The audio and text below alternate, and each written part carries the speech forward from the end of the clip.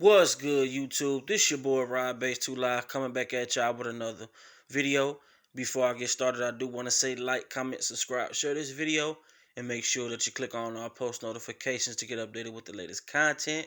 Now let's get right into it. So, as we know, days ago, DMX suffered he overdosed, and during that overdose, he suffered a heart attack, and it was reported that he was in the hospital, the White Plains Hospital in New York, basically just fighting for his life, as days went by, the prayers were going up and prayers were going out, and, they had a candlelight vigil outside of the hospital where he was at, just wanting DMX to get better and do better, because we all know DMX and, what he been through and life and things like that. And, we obviously don't want to see a guy like him go away. But unfortunately, today, man, DMX has passed away. Obviously, you can tell by the title of the video. Before I get started, man, before I jump into the whole story or whatnot, I do want to say, I do want to send my condolences out to DMX's whole family. All of his kids, his ex-wives, and just anybody that, even the fans, even people that just love DMX and they weren't even in his family. So condolences out to, to all the DMX's friends and family. But this is a tough one, man, because like I say, man, I'm from the old school, man. I grew up with DMX, like all of his hit music from It's Going Down, which is my favorite song. Rough Riders anthems, and just so many countless of hit records, so many countless of platinum albums, and just a guy like him who just was, big for the culture, man, like the rap community, and just, just rap real shit, man. So rest in peace to DMX, man. Obviously what you're looking at right now, I'm getting this via the New York Times. So we're gonna get in and get right into this article and see what they're saying right now. So it says Earl Simmons, the snarling yet soulful rapper known as DMX, who had a string of number one albums in the late 90s and early 2000s, but whose personal struggles eventually rivaled his lyrics, powerless, died on Friday in White Plains, New York. He was 50 years old. His family announced the death in a statement. He had been on life support at White Plains Hospital after suffering what his family called a catastrophic cardiac arrest a week earlier. Earl was a warrior who fought till the very end. The Simmons family said he loved his family with all of his heart, and we cherish the times we spent with him. On April 2nd, Mr. Simmons had a heart attack at his home in White Plains, New York. In the days that followed, representatives for the rapper said he was in a coma and on life support in a vegetative state outside the hospital.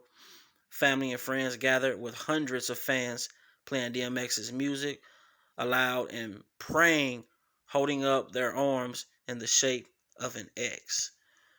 The music made by Mr. Simmons, a muscular, tattooed, and intense figure, was often menacing and dark, with occasional nod to Christian spirituality. He committed crimes, served time in different correctional institutions, and battled addiction long before he released an album, and his troubled past informed the gritty content and an inimitable, sorry if I get that wrong, delivery of his rhymes. He barked over the courses of Get At Me Dog, the breakout singer from his 1998 debut album, Is Dark and Hell Is Hot.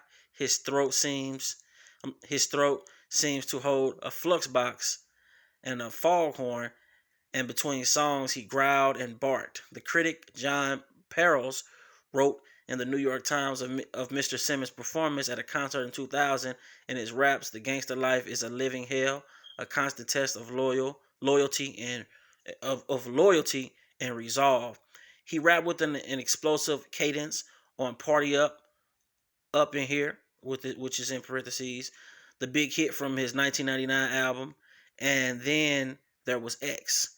He, and sorry if I get this wrong again, he braggadocio on Rough Riders anthems, a tribute to his record label on It's Dark and Hell Is Hot, and and more and a more introspective embroidering delivery on Damien, a story about making the murderers bargaining with demonic benefactors. Okay, why is it very? Why is it every move I make turns out to be a bad one? Mr. Simmons asks, and Damien, where's my guardian angel?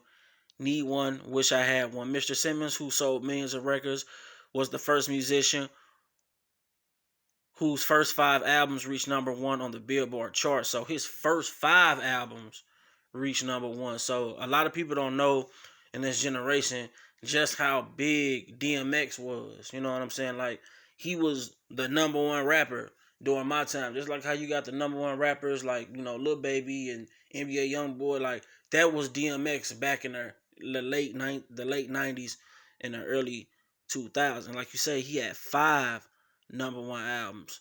Okay, he was the standout artist of the Rough Riders label, often rapping over tracks by the star DJ and producer Swizz Beats. Rappers like Eve, Dragon, and The Locks, a group made up of Jadakiss, Styles P, and Sheek Louch also recorded on the label. Mr. Simmons was known for energetic concerts that electrified audiences in 2000.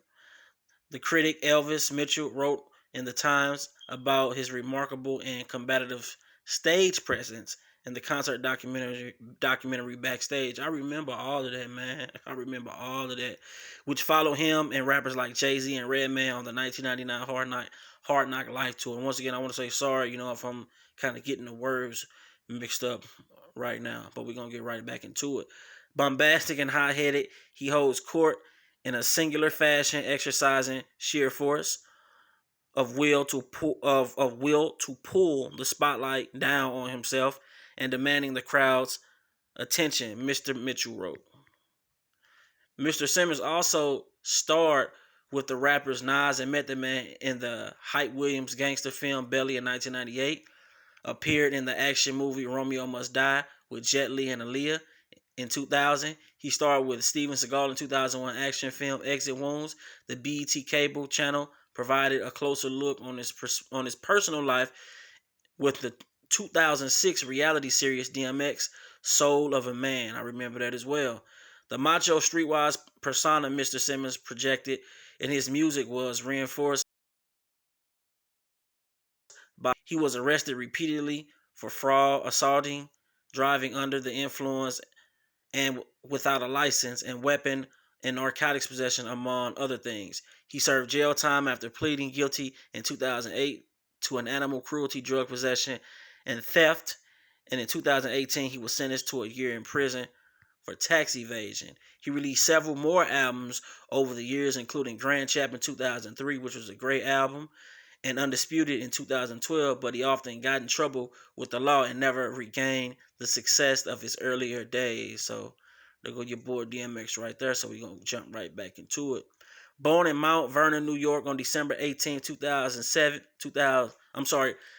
December 18th, 1970. Once again, December 18th, 1970, Earl Simmons was the first and only child of Ornette Simmons and Joe Barker. He grew up in Yonkers, a city just north of the Bronx that became a hotbed of racial tension in the 1980s.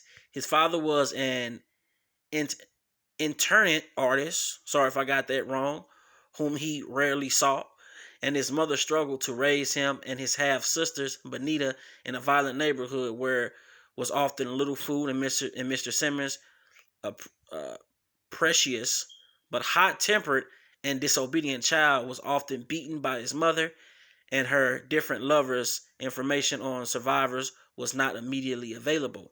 Mr. Simmons turned to the street crime as he grew older, spending much of his childhood and teenage years in group homes or juvenile detention facilities where he wrote and sometimes faced solitary confinement. He became an adept car thief and robber, often using vicious dogs to intimidate the victims. Okay, now let's jump right back into it. I was straight stick up, Mr. Simmons said in a memoir, EARL, Earl. The autobiography of DMX, written with Smokey D. Fontaine. I robbed 3 times a day, before school, after school, and on the late night. In the late 1980s, he started performing as a beatboxer, creating beats using only his mouth with a local rapper named Reddy Ron. He took the name DMX from the Oberheim DMX drum machine, a model that was popular in the 1980s. Reddy Ron introduced him to crack cocaine, to which he became addicted before succeeding as a rapper. His long struggle with drugs, the bleak circumstances of his childhood, and their impact on his life informed his music. He titled a 2001 album, The Great Depression. That's one probably my favorite album from DMX, The Great Depression. It's so many dope songs on the album. But like I said, you got to go back. If you're not from the generation I'm from, you got to go back and do your history and do your research. Buy these albums or download them and learn and see what the music was growing. You see what the music was like back then when I was growing up.